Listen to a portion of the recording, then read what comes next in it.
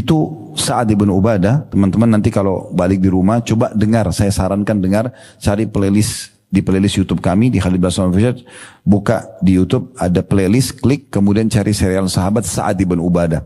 Orang ini gudang hartanya banyak besar sekali dan dia selalu bilang sama anaknya yang paling tua laki-laki namanya Qais. Dia bilang, "Hai Qais, ada nggak ayah seperti ini?" Ini luar biasa. Dia bilang, "Hai Qais, ini adalah gudang hartanya ayah. Habiskan untuk diinfakkan jalan Allah." Dia suruh anaknya habisin, tapi untuk di jalan Allah. Jadi si ayah sama anak ini setiap hari, karena zaman dulu tidak ada pengeras suara, belum ada media, mereka naik ke atas rumah, di atap rumah. Lalu mereka teriak-teriak, "Wahai penduduk Madinah, siapa yang butuh gandum, silakan datang. Siapa yang butuh keju, siapa yang butuh madu, siapa yang butuh uang, siapa yang butuh baju, siapa yang butuh apa saja, datang." Dan diinfakkan. Mereka enggak lewat malam kecuali habis sudah, dibagiin semua. Orang satu Madinah dibagiin. Banyak banget itu. Subhanallah, besok datang lagi penuh lagi gudangnya. Dari mana tidak tahu. Allah punya cara datangkan. Diinfakkan lagi habis. Begitu terus. Sampai dia wafat, banyak sekali harta yang masih datang entah dari mana dibagikan untuk ahli warisnya. Itu fakta itu. Semua buku sejarah tulis tentang Sa'ad ibn Ubadah bahas itu. Itu juga dengan Abdurrahman ibn Auf, begitu juga dengan Talha ibn Ubaidillah, begitu juga dengan sahabat-sahabat Nabi yang lain. Sampai pernah uniknya Sa'ad ibn Ubadah ini Bapak Ibu sekalian, dia bicara sama anaknya Qais, sepertinya semua jenis sedekah sudah kita pernah lakukan. Bagi makanan, bagi pakaian, bagi uang, sudah semua kita lakukan. Kita coba cari kantong sedekah yang belum kita sentuh. Kata anaknya, "Apa itu ayah?" "Kita coba utangkan orang." Dia naik di atas rumah teriak, "Wahai penduduk Madinah, siapa yang mau utang silakan datang." Datanglah orang utang, sekian banyak. Utang semuanya. Sepakat ini akan dibayar di waktu tertentu. Perlu Bapak Ibu tahu, ada hadis Nabi SAW, siapa yang mengutangkan orang lain, maka sebelum jatuh tempo, sama pahalanya dia berinfak sejumlah utang itu setiap harinya. Jadi misalnya Bapak Ibu utangin orang 10 juta. Tanggal 1 Januari jatuh tempo, tanggal 1 Februari misalnya. Dari mulai tanggal 1 Januari kita utangkan dia 10 juta. Ini investasi kita 10 juta.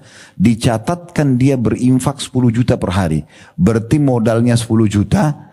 Kalau kita hitung sampai tanggal 30 aja Januari. Ya, kadang-kadang sampai 31 kan.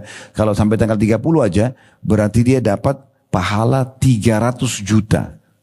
Karena tiap hari 10 juta. Modalnya cuma 10 juta. Pahalanya 300 juta. Kata Nabi SAW, kalau lewat dari jatuh tempo dan dia berikan tenggang waktu atau dia memaafkan, maka dia akan dapat 2 kali lipat. Di Februari misalnya, orang ini kita tagih belum bisa bayar. Udah gak apa-apa, saya kasih nanti 1 Maret aja. Di Februari itu setiap hari seperti 20 juta dia infak. Berapa banyak orang tidak paham ini.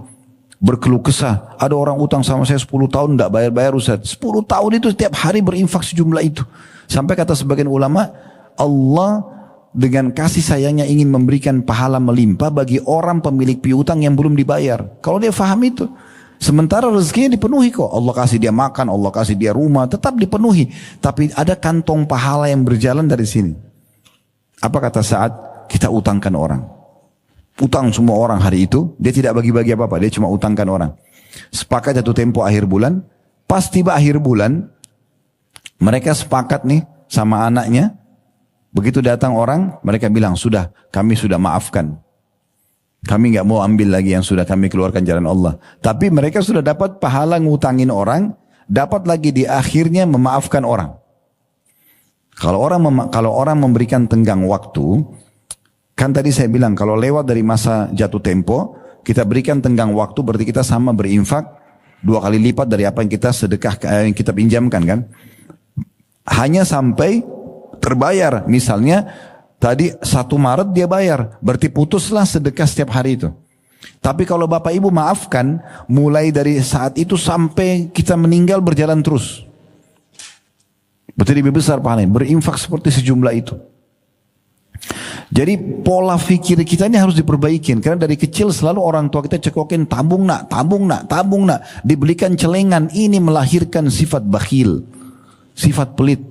Jangan belikan tabungan anak-anak, tidak usah. Celengan itu jangan.